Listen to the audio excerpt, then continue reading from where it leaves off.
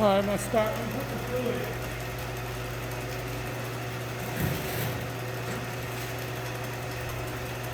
So grab the bucket with the white stuff. All right. Might want to shake it a little bit. All right. The white stuff. Pour some extra white stuff in there.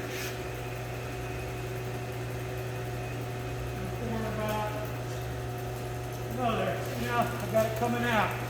Got about a half a gallon in there.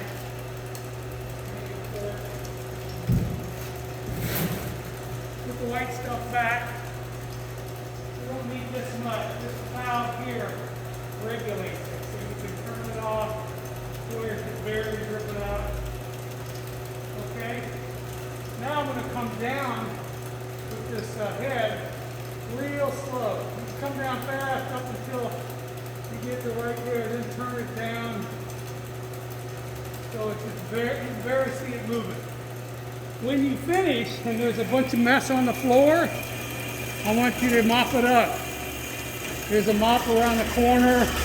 Maybe there's a mop behind that door or over that corner. So this is probably going a little too fast. You see it bouncing? Somebody's already messed up a blade. One of the teeth is bouncing.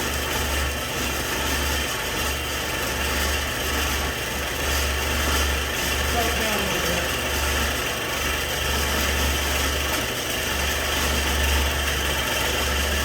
You shouldn't be wearing gloves. You shouldn't be wearing gloves. Glove get caught in there, you lose your hand, right?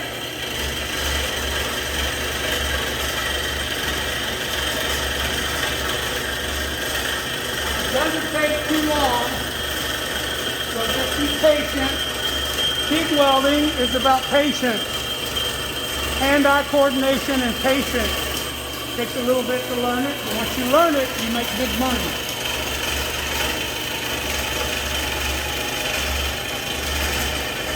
Somebody's not cleaning this thing. There's a drain pipe right over there. It's the stuff it's supposed to drain into. Clean this thing from time to time. And if you see water dripping out the end over there, put a bucket under it. There's a bucket over there, there's one over there. Try not to get fill it too much on the floor. See there, it cut off by itself. Alright, we got a coupon. Ready? Alright, so there we go. Now, let's take this coupon. We're going to go over here to the grinder. I'm going to put this right there. I think this will be okay. You got to have your face shield, and you can wear, you know, gloves when you're grinding with the small grinder. You can wear gloves if you want with this, but not on the bench grinders, right? So this has got the little safety switch. You have to undo that in order to get that done. Okay, really quick. Don't be cutting the cord. But I'm just gonna go right. I should be using a rat tail file or a half-round bastard file on the inside to knock off the little burrs on the inside. All right, but well, I'm more concerned right now about getting the bevel on this thing. So I'm just keeping pressure on it, and I'm just moving it around. All the sparks are supposed to be going that way.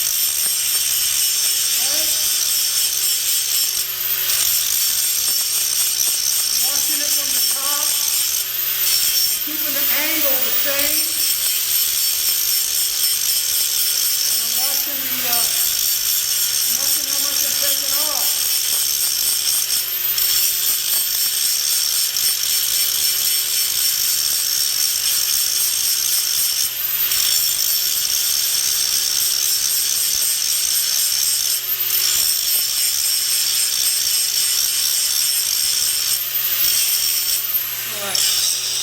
All right, it takes a little bit of hand strength to hold that grinder.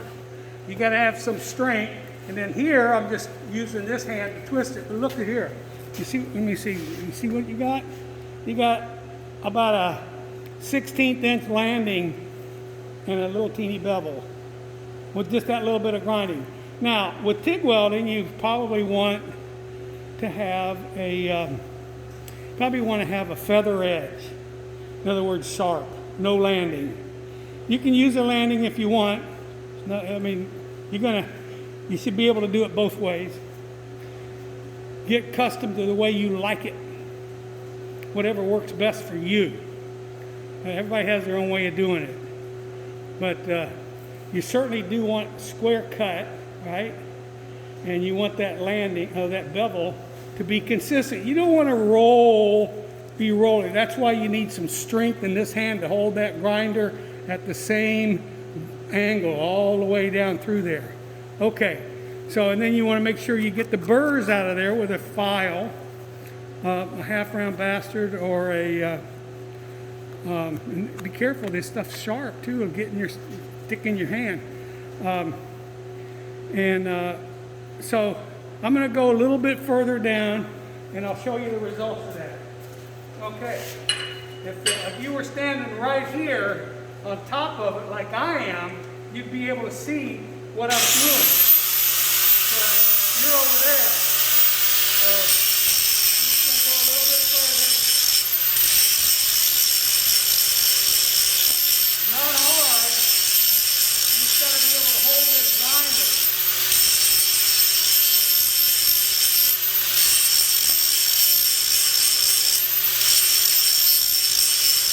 Almost done.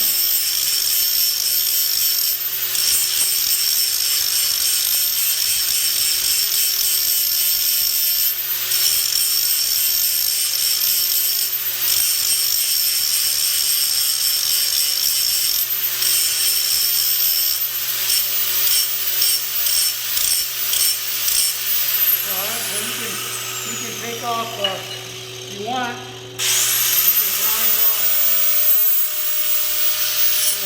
can grind off the little bit of burrs.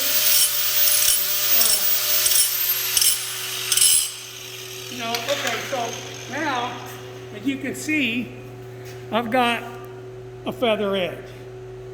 Now that didn't take very long at all, except you still need to clean the inside. Now if you had your die grinder with a stone that fits inside there, that would work better.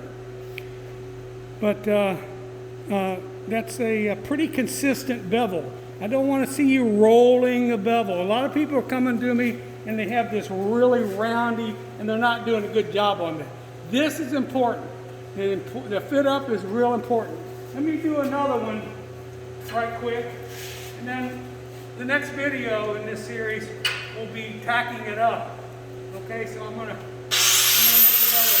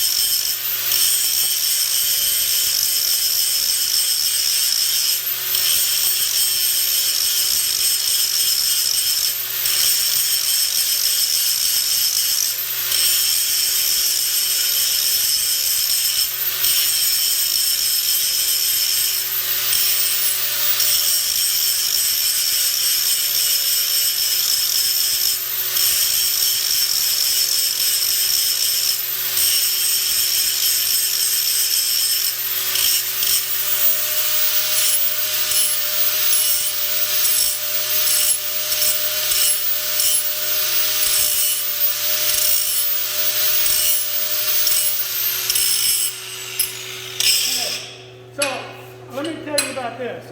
I'm the old school, right? So we only had big 7-inch grinders. We never had these little baby grinders like this.